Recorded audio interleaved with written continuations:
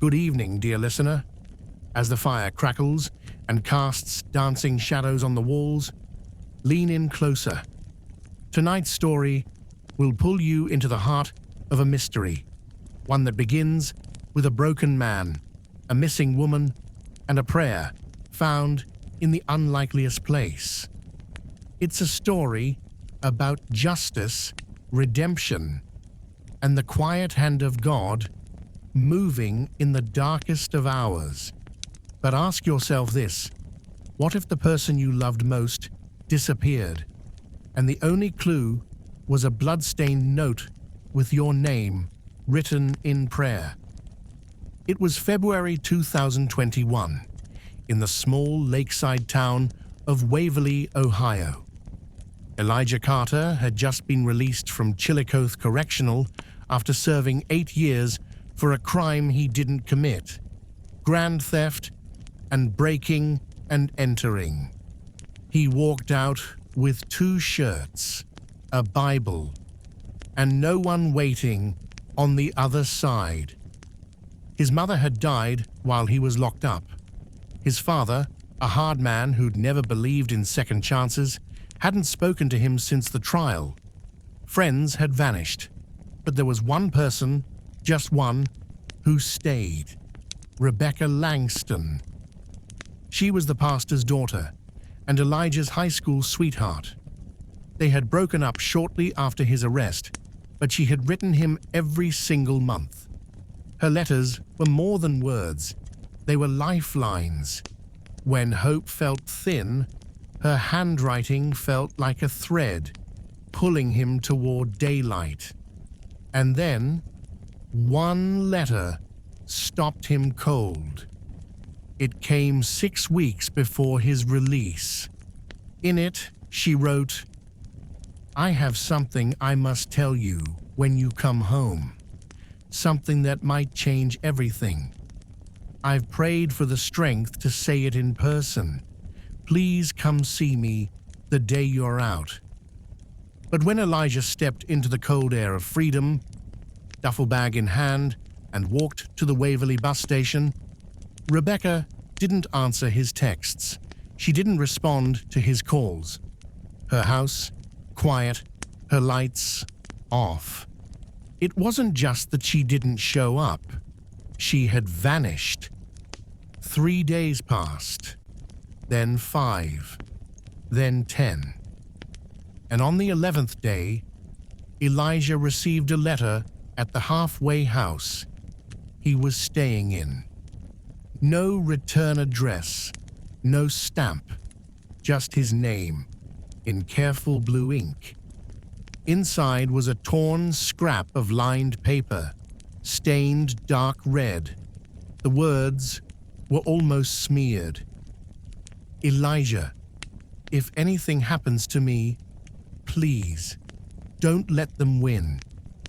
God is still with you. I love you." Below her name was a Bible verse. Psalm 91:11. "For he shall give his angels charge over thee, to keep thee in all thy ways." Elijah gripped the paper until his knuckles whitened. The note smelled faintly of iron. Blood. The police didn't take him seriously at first. "People leave town all the time, Mr. Carter," said Officer Janes, barely glancing up from his screen. "She's an adult. No signs of forced entry. No report filed by her family. You dated her years ago. She's probably moved on." "Moved on?" Elijah wanted to scream.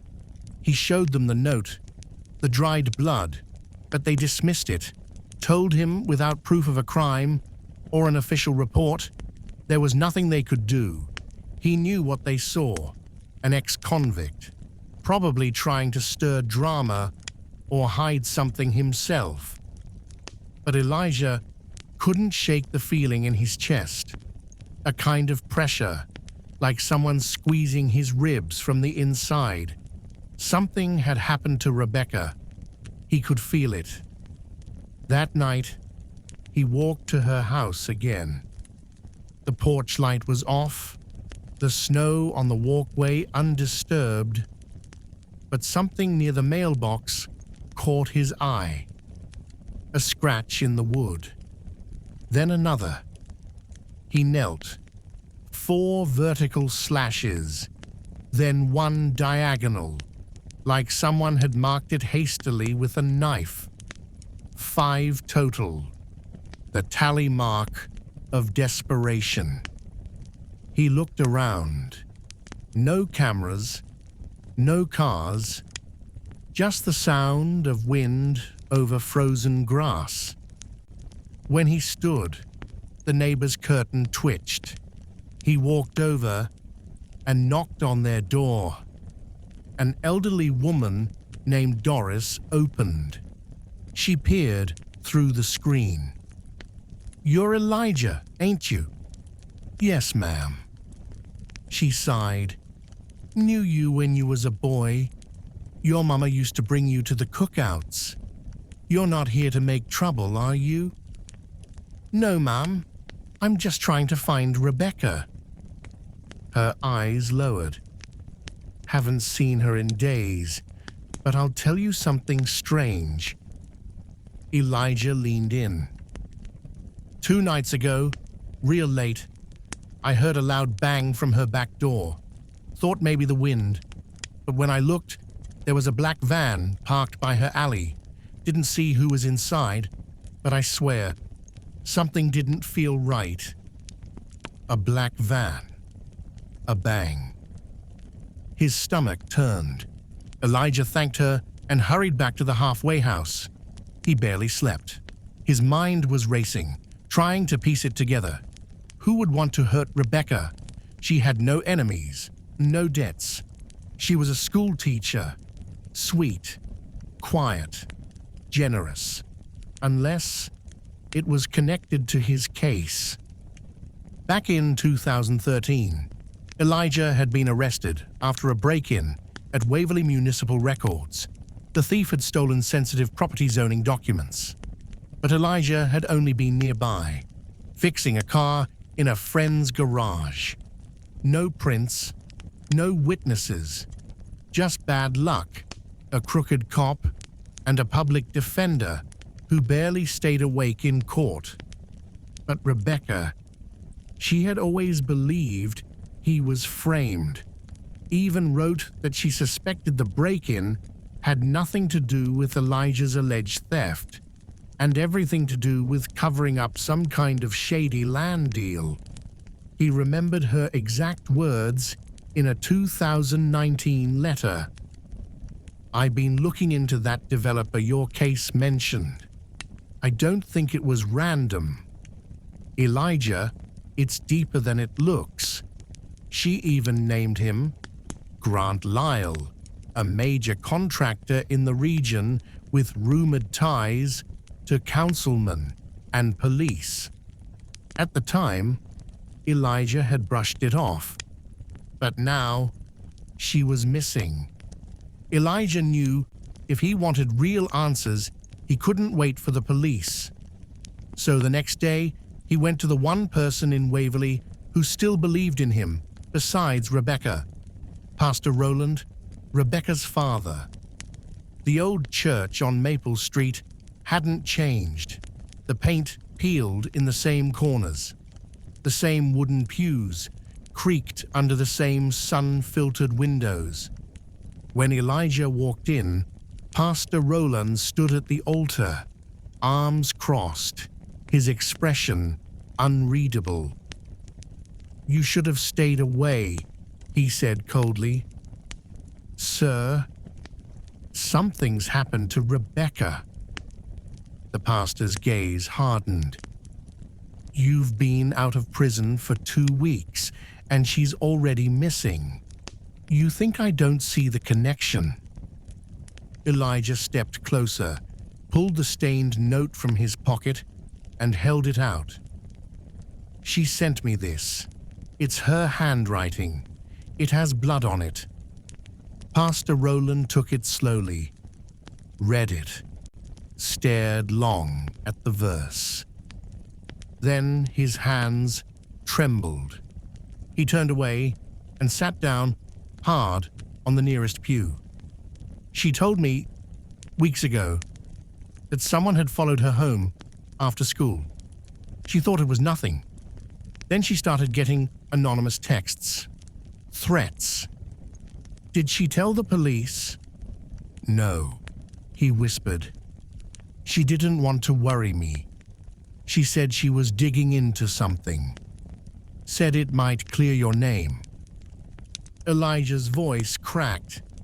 She was doing that for me?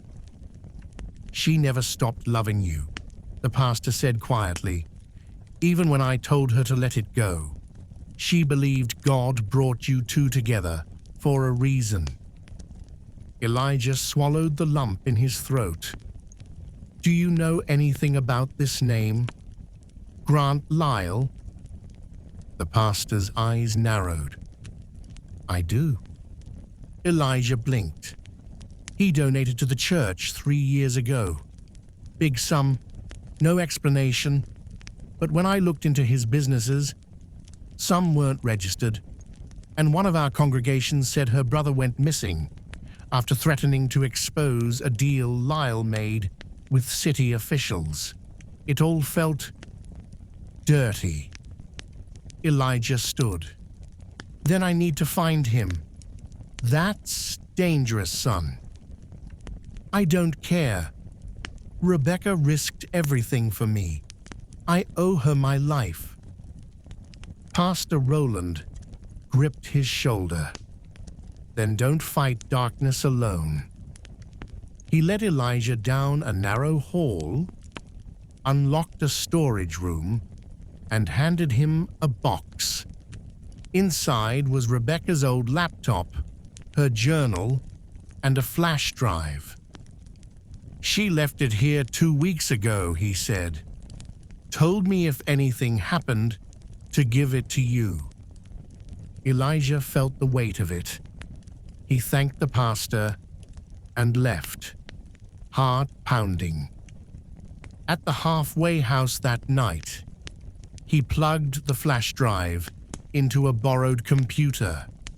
There were dozens of files, photos, receipts, names, one folder titled Proof. Inside, a hidden audio recording. He clicked play. A man's voice. Gruff. Nervous. No, we bury it. If she talks, we all go down. Lyle said it himself. If Rebecca opens her mouth about the land deal, he'll make her disappear. Another voice. What about Carter? She's trying to clear him. We can't let that happen. Elijah froze. It wasn't just about revenge. It was a cover-up, and Rebecca had gotten too close. Then, footsteps in the hallway. Someone was outside his door. He quickly yanked out the flash drive, shoved it in his sock, and stood still. The doorknob twitched. The knob didn't turn, but it jiggled just enough to freeze Elijah's breath. Then came the sound of retreating footsteps. Calm, heavy, confident. He waited in the dark for nearly 10 minutes, barely blinking, until he was sure whoever it was had gone. Then he grabbed his coat, slipped the flash drive into a hidden pocket, and walked straight out of the halfway house without looking back. He made his way across town to an old friend, Andre, who used to run a tech repair shop before it shut down during the pandemic. Andre owed Elijah. Years ago, when Andre got arrested for petty theft, Elijah had taken the fall for a busted lock. He'd paid dearly. Andre knew that. I need help, Elijah said. Something big. Andre let him in without a word. They set up the laptop and opened the files again. Andre's eyes widened as he scrolled through the evidence.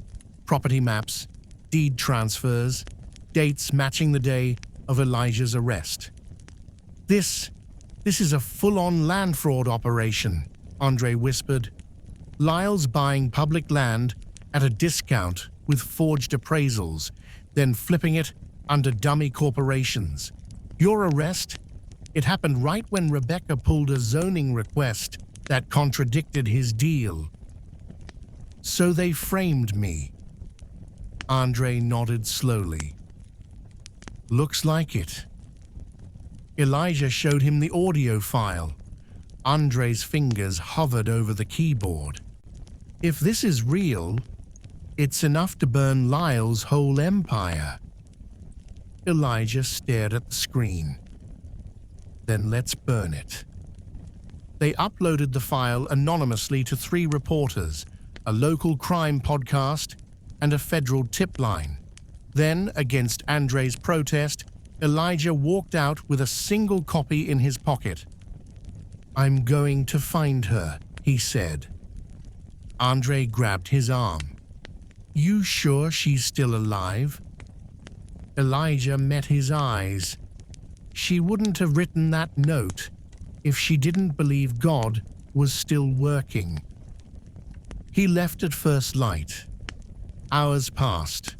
Then, just before sunset, a reporter from Cleveland named Nina Torres called his burner phone. She'd received the anonymous tip. Who are you? She asked. Elijah Carter, the man they locked up to keep the truth hidden. He told her everything, except where he was. Nina promised to investigate, but then she said something that made his blood turn cold. Elijah, do you know a building called Clearwater Storage off Route 23? Yeah, he said cautiously. Why? There was a police report filed anonymously 2 nights ago. Someone said they heard screaming inside one of the units. Cops dismissed it. No follow-up. But, Elijah, it's one of the properties tied to Lyle's companies. His chest clenched. Rebecca. He was already on the bus before she finished the sentence. He arrived after dark.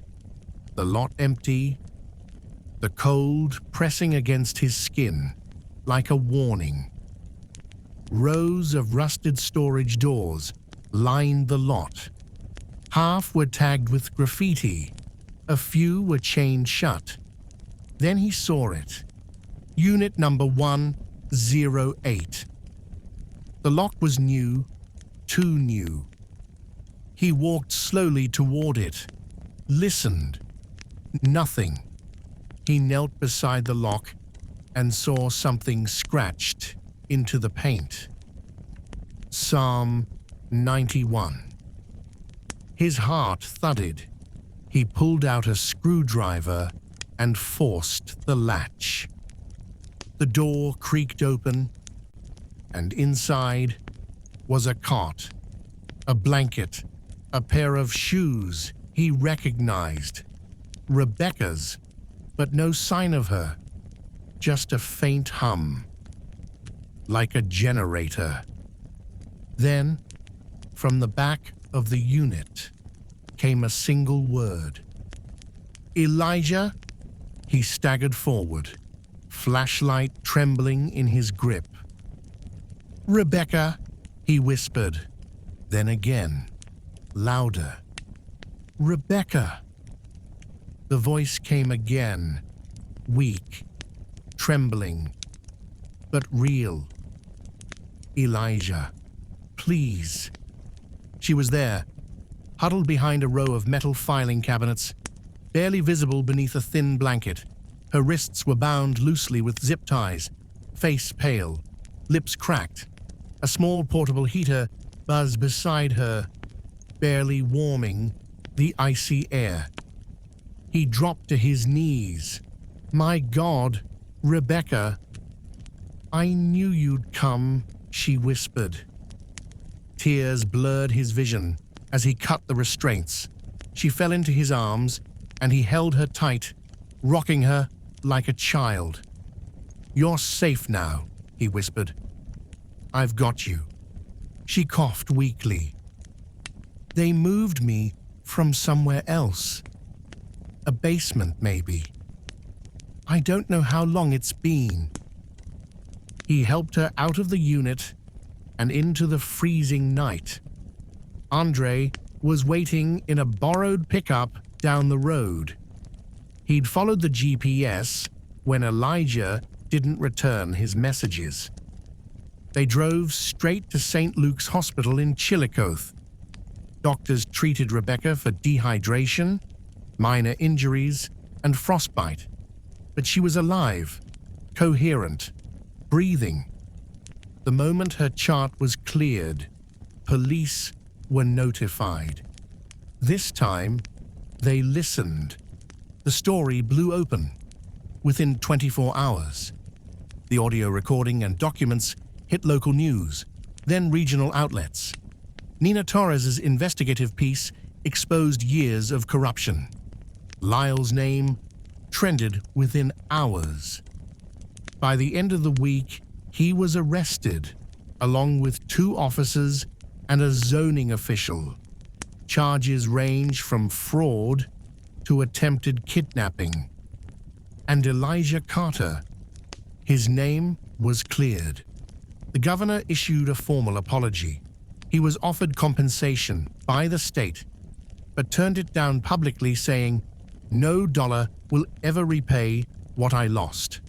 But I believe God gives back in ways that can't be counted."